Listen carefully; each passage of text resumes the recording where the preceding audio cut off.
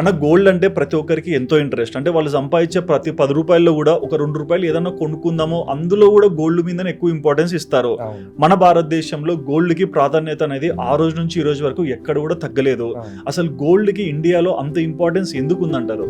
మనం ఇప్పుడు కాదు, ఎప్పటి నుంచో చూస్తున్నాం. చిన్నప్పటి నుంచి మన సినిమాలు చూస్తాం, నాటకాలు చూసాం, మన ఈ స్టేజ్లో ఉన్నప్పుడు. ఇప్పుడంటే ఈ టీవీస్ ఇవన్నీ వచ్చేసినాయి. పూర్వతకాలం నుంచి శ్రీకృష్ణదేవరాయల నుంచి ఎప్పుడు ఎవరిని చూసినా గోల్డ్. ఇన్ కేస్ భగవంతుడి దగ్గరికి వెళ్ళినా బంగారంతో మన భగవంతుడు ఎంత అందంగా కనబడతారు. ప్రతి ఒక్కరు చిన్నప్పటి నుంచి మన నాయనమ్మలు కానీ అమ్మమ్మలు కానీ ఎవరైనా ఏం చేస్తారు, ఫస్ట్ ప్రిఫరెన్స్ గోల్డ్. అవును.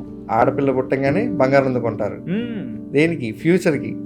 ఫస్ట్ నుంచి మనం ఎవరి దగ్గర నుంచి నేర్చుకుంటాం, ఏదన్నా మనం పెద్దవాళ్ళ నుంచి ఏం నేర్చుకుంటాం, అలాగే ఈ గోల్డ్ కూడా ప్రతి ఒక్కరు కూడా కంపల్సరీ కావాలి.